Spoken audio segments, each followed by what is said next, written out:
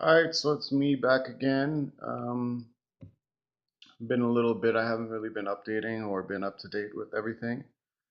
Things have been really busy here, just medically and taking care of the new place that I just moved into. So furnishing and just, getting it all up to standards, up to my standards, which is kind of difficult with the income that I have at the moment, which is practically nothing. But working on that, working on eventually finding some work once this medical process is over, which is my decrease of the opiates that I'm on at the moment, which, as I've explained, is hydromorph which is an extended release of Dilaudid. I'd previously been on Suboxone and methadone before that, and fentanyl at the same time as methadone, because I suffer from chronic pancreatitis. And yeah, I'd been to the hospital many times, and being on methadone or Suboxone made it nearly impossible for any doctor to treat any of the pain. So the doctor that I was dealing with that was prescribing me the Suboxone. After I got out of the hospital, I was no longer on Suboxone and was out of my system finally. So they had left me with a prescription for this hydromorph contin, which is it's a longer acting dilaudid version, but it's not as long acting as Suboxone or methadone. It doesn't stay in your system as long, and for me, I find it a lot easier to get off of.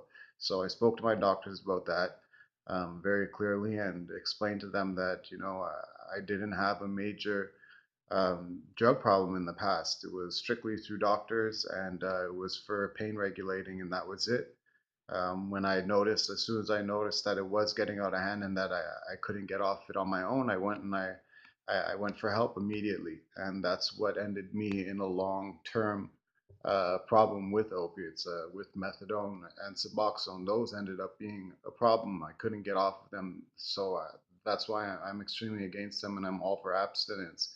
I was on OxyContin at the time, and then they switched me over to these heavy drugs that are nearly impossible. And to just show you how badly they want you to continue with these drugs, when I told them that I didn't want to go back onto them, they have now even sent out a letter saying that they're no longer going to help me, and that I no longer have contact with my nurse or with my doctor because I refused their program and their treatment, which I did not at all. I just said that I don't want to be on Suboxone and I don't want to be on methadone and I want no chemicals in my body. And it was always I always wanted to be getting off of both methadone and Suboxone. It's just that in between, I had periods where I ended up in the hospital and they put me on pain medication. So when I'd go back to see my doctor, they would increase the Suboxone or the methadone that I was on at the time. Now I'm going down 3 milligrams every single week. So they make me go to the pharmacy also twice a day to take it in front of the pharmacist. It's extremely ridiculous. I'm also on Rivitro, which was prescribed to me because of the fact that I do have and suffer from major PTSD and anxiety issues. That's something that helps me, but they don't agree with that, so they're taking me off that at the same time. And I have no doctor now to talk to. So if anything goes wrong, if the withdrawal symptoms are too difficult, or just the tapering program process is becoming too difficult, and I need a little bit of a break, so I can regulate things.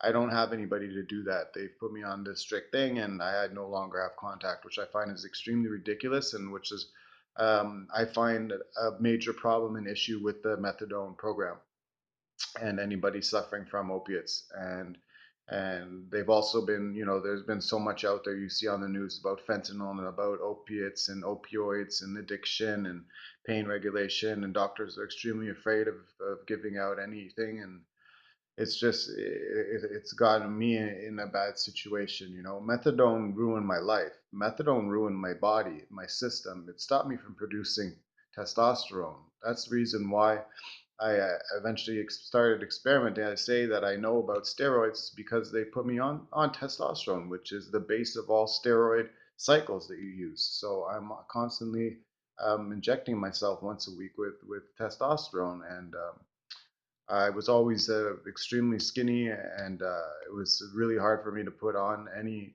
any muscle. And then when I was on methadone, I started getting, fat, and I could see features of mine changing that were, my estrogen was so high because I wasn't producing any testosterone.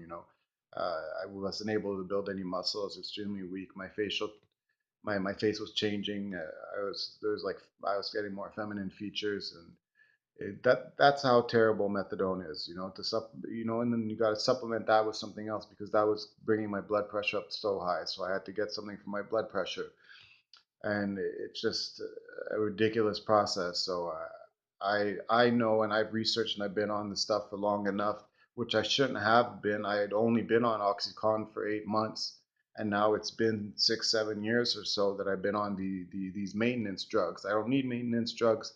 I was never a street drug user. I was never until all this happened because I was on the strongest drug of all of them. So it was kind of like whatever, a free for all. It doesn't really matter anymore because I'm taking the strongest drug that's out there, and that's all that they could prescribe me. And I'm going to get into more specifics on how methadone was. I don't want to do it all at once because then this video is going to go on forever, But things are going a little bit better since I moved into really a nice little loft condo. Well, not little, it's a good size, and it's in a good location, nice place, nice neighbors, and there's help also around the corner for people who are going through stuff like I am. And the other thing I wanted to discuss is lately my depression that I've been suffering, which has maybe a lot to do with the tapering of the medications, but I suffer from depression and from lots of mood issues and borderline personality issues and PTSD and all kinds of other things that have gotten me onto the medications. But it's just sad because I used to have such a great job, and I'd ruined everything because of methadone, getting on methadone, and then ending up on the street because I couldn't continue. I ended up there because, oh, somebody's at my door. I will have to continue this later.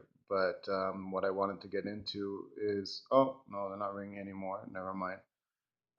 What I want to get into is also, the fact that I've lost absolutely everything because of ending up on the street. It's crazy how um, you get robbed when you're on the street. Like, why are people robbing people who are sleeping outside that obviously have nothing?